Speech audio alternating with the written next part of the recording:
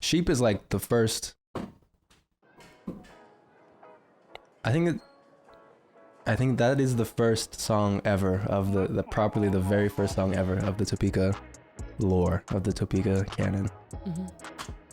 Wrote it when I was still living back the old apartment. There's like still at a time. I think I took out all the noises of like the cupboards being open, but I remember there was like loud, like there's like the cat running across the floor and like some cupboards and stuff being opened in the kitchen, and I took some of it and I just like looped it because I was like, there's no way I can like find a time that this is not happening, so I'm just gonna loop it all the way through so it's just kind of always there, so you don't notice the times it's actually there, like in the vocals and things. I think I since took it out since the demo, but that's just a fun little memory. Yeah. Is that your favorite one to do live right now? Yeah, that is like, it's crazy. That's like the song to do live. Oh my goodness. Yeah, I think Sheep is, it kind of feels like turning a page, even though it's like one of the first songs. It's like very different from all the first ones that you were doing, as far as like pace wise. Oh yeah, it's like our only upbeat one, which is why people love it. Yeah, people love the upbeat stuff. We're working on more upbeat stuff. Are we? That's why I said maybe. I guess it's a little more upbeat. Yeah, it's really not that much more upbeat. No. But we need to make some more upbeat stuff. Any cool meaning behind that song? We're just too chill. Any cool meaning? Yeah. What's that song? Oh yeah, it's the Queer Kids Lullaby, dude. Yeah, it's totally the Queer Kids Lullaby. Childo, won't you please rest your head and go to sleep? Don't worry about the people laughing at you, they're just sheep. Yeah. It's like, you know, gotta figure out your own thing and not be a follower. And it's like, okay. And that's something that I think I struggled with for a long time. Is like, it's like, just chill out and it's gonna be okay. You know? Yeah. What's that? 2 weeks? 2 weeks. Don't think I'll be home for dinner. Yeah, that one came to me. That's like, you know, those, like, it's one of those washing my hands or like washing the dishes, and then it just, like, the whole thing just comes to you. Like, 2 weeks and you're never gonna see my ass again. I'm flying south for the winter.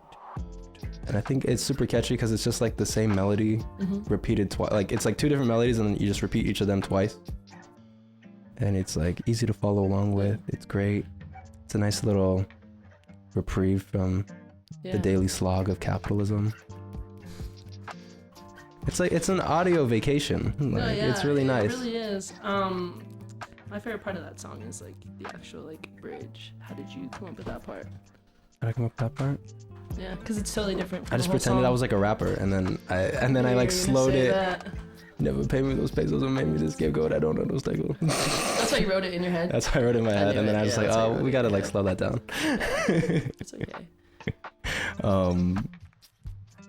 Yeah, and that's actually, that's a newer arrangement off an older concept. That was like our only other upbeat song. It just sounded too much like Sheep. Yeah. I think, for my taste. Yeah. To the point where like I'll tell some of our players to play one or the other, and they'll play the other song. And you're like, no, play the other one. Yeah, it's got all the other one. Yeah, it's got all the same stops and things. So it makes more sense for the vibe I was trying to figure out at the time, which is something we're already beyond. It's got really, yeah. A Couscous by Emok was playing a lot during the time this arrangement was made. Yeah. I love that song so much. Yeah, and I just wanted to mix it like you're sitting inside a guitar hole. So it just feels like really wide and like big, even though it's a really mellow and like very simple song. What else about it? Oh yeah, we played it one time like in front of like a bunch of like really successful like that was older super awkward. like late 30-year-olds, and I was like, hey, does anyone here hate their job? And it was just like crickets. Yeah, like everyone like was like doing well there, and I was like, oh, that's weird. I'm used to playing for like Gen Z kids that are just like angry at their coffee shop job. So, yeah, I guess like a metaphor could be like, I think I now know like next time we're in like a lounge or something where like people are like, they got their nice drinks, I'll be like, ever been in a relationship that feels like it's work?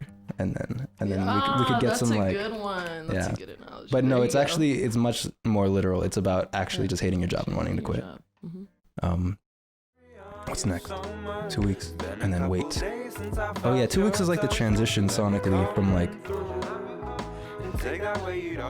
whatever's going on at the beginning to a little more laid back. There's like a lot more actual keys going on, or rather actual piano going on in the second half, which is really nice and nostalgic for me. Like it's all written on the piano that was the piano I learned how to play piano on in my family's home. Had that thing since I was like 13. Before that was like a little Yamaha PS 200 or whatever those are. But yeah, that was like the first time like I got like a big boy Yamaha piano, like upright. So yeah, just even though where'd I go? Wait is about wanting to show up for the people around you. We all have that friend who always pretends like they're okay. Yeah, we're that for each other. Yeah, sometimes it's you, sometimes it's me. I'm just picking up the slack for the other person. And you gotta check on that friend sometimes that like always says they're okay, even though they're not. For the people only listening to the audio, when I said okay, I did quotation marks, air quotes. But yeah, as like, you know, and then, a really lovely part about that song is I actually like, asked a bunch of people on Instagram, I was like, hey, can you just send me a little audio blurb of you going, hey, yes. And we did get a couple back. Yeah. And so those A's are like just a bunch of A's of like people who follow us on Instagram. Yeah, I remember that song like, was really fun to record. I think I was super nervous going into it because it was really different than all the other stuff we had been recording, I think. That was right after we finished the first demo tape. We started recording immediately after that. Yeah, shout out Courtney, shout out Moon 36 for those little vocal blurbs. But that part's fun, the hey, goddamn. Yeah, that part's sick. Yeah, I never thought we'd do some ad libs like that on a song. I feel like that's super like different to have on a song like that. So that's fun. I like that. Yeah, and it's nice having everyone clap along live. Just get a little vibe going at the end. Yeah, we've successfully done that twice now, I think. Yeah, now that we've performed that song. You're just much more convincing. Well, I'll just start doing it and I'll be like, come on guys, get your fucking hands up. I told you it's like they like when you're like gotta talk dirty to them. Yeah, they want you to like yell at them. Like, what the fuck are you doing? Get your fucking hands up. Like, because like we're so mellow and then you just come out like that and they're like, who's this chick? Fuck. And then they hear me singing and they're like, maybe I should listen to her. Yeah. Yeah, if you ever hear us singing that song and you want to clap and sing along, please do. Throw some A's in there. Yeah, we should split the crowd in half and be like, okay, this half you're gonna clap, this half on the upbeat you're gonna go A. That could get a little. Yeah, if we have only musicians in the crowd. If it's a Jacob Collier concert, then we can. Ooh. Oh my god, total off track. We did go to a Jacob Collier concert and he did play us like that. Yeah. And I hope one day to play. Getting played by Jacob Collier. But damn, you really fucked me up. Got me wondering how I'll get along. Guess I'll just write you a song. I guess. That's on some simp shit. Yeah. That's on some real simp shit. Unrequited love. Aren't they all? Yeah, they all are. They're on in some way. But this one like just really takes the forefront. It's got that major four to minor four to one transition. Like we're on some simp shit. Yeah, it's about unrequited love. It's about just wanting to fall in love really quick with somebody in order to escape the general emptiness you feel inside, which is like a thing I think people do. I do. Oh my gosh, yes. And like we just started recording this, like I think I went through like a pretty big like heartbreak thing. And oh yeah, like, that was really. Do you have the energy to record this? And I'm like, this is like the best energy. Like I need to record this right now. Like. Yeah, I think you'd played it and you're like, oh, these might be too heavy. Yeah, songs. I remember like I was like gonna send it to you, but you were telling me what you're going through, and I was like, oh, I'm not actually gonna send these to you right now. Like we could just wait. It was like the day before we were supposed to record, and I'm like, no, just send them. Like I don't care. Yeah, I think I needed that. Yeah, that's definitely what helped me heal. So was fun recording those. Good. And I think I was struggling to record the I guess too. I think the phrasing in it was you did some crazy stuff. You were like singing. Yeah. We get all medieval in that breakdown. Yeah. The bridge. Yeah, you're getting super medieval. Noise And and I was like ducking not expecting warning it. signs. Yeah. Just to get closer to you. Yeah, we're still waiting for that Lord of the Rings. Yeah, Jesus fucking soundtrack. Christ. Yeah. We'll be in there. The Hobbit episode 3. Yes. The next That's one. the total song for that. But yeah, I guess some song. Getting damn near Gregorian on the beat. No, 100%. Yeah, I can't wait for people to listen to it. They're totally gonna feel that vibe. I feel like that's totally not the vibe of that. I feel like that's just in my head. You don't want it to. Yeah, you don't want it to feel like that, but I can hear it. I could hear it, but it's also like, is it really that strong? That it's like a medieval ass song? Just that part. Just that part. Okay, what's Something that? for everybody in there. So, yeah, you like LARPing? You're gonna love, I guess. Like going to the Renaissance Fair? I guess is the song to sing on the road trip there. South, that's the very last. Another situationship that left me burnt out. I play the fool once, I guess I know now. Because I got some issues I ain't never work out. I found a good girl, then it goes south. Another situationship that left me. That's the closing track. Oh yeah, that's the song that had me. Can I cuss on this? I think I have. Cussed, I think. I cussed like 5 times when I was talking about cussing at the crowd. Wait, we can cuss here? Fucking hands up. Yeah. My mom can see this. Fuck it. Fuck it. Sorry, Grandma.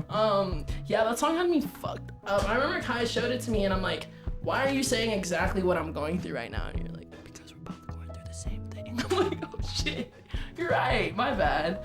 Yeah, and it's like a literal. I mean, all Kai's songs are like literal ass songs, but like this one was like to a T. It was just Kai just wrote me in. I was like, damn, I felt naked when he like played this song.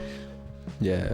But yeah, tell us. Remember when I sent you just like that little voice message? I was like, I fucking don't know around. how I want this to go, but like I have something. I was like, all I know is it's gonna be like, I got some issues, I ain't ever work out. I found a good girl, and then it goes south. And I was like, and I don't know how the rest goes, but that's all I got for you. Yeah, and I was completely obsessed with that idea. Yeah. Yeah, another one with my childhood piano on it, so that's fun. That's nice. Yeah, getting back to the roots. Yeah, all the newer stuff. Kai's feeling more comfortable on the keys, and that's delightful. Yeah, it's itself. Nice. Yeah. Yeah, all the new stuff is the old stuff. Yeah, which is weird, but. Yeah. What else about it? Do you want to talk more about South? Do I want to talk more about South? Yeah. No, I think that's good. No, you think that's good? It's a very literal song. I don't really draw metaphors in most of the songs. They're pretty much straightforward. Overalls is literally about it's hard to fuck. She said, promise me you'll feel this way forever. Said I can barely promise right now. Forever's never mine to give my love. I'll make it up to you somehow. When you're wearing overalls, because you have to take them all the way off. Like, it just is what it is. I'm gonna save that for the ending right there. Yeah. And yeah.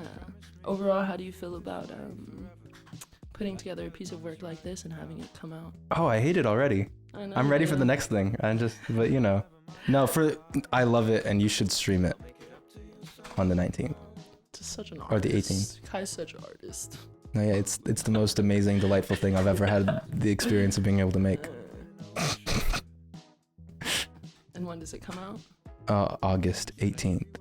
And come to the release party August 19th at Los Molinos Brewery in San Clemente, California. I've never been there, but I think it's a great medium place because like we're from LA. Between LA, San Diego, we can all just meet in the middle and we'll have a great time. Gonna be a crazy guest list. Yeah. I don't know. It is if you show up. It will be crazy. It will be if you're there. Is that it? What do we say to close it? Bye. Bye. Love you. See you tomorrow. See you tomorrow. Just like my mom and dad. Overall, I'd say it wasn't half bad. Would it be twice as good if we never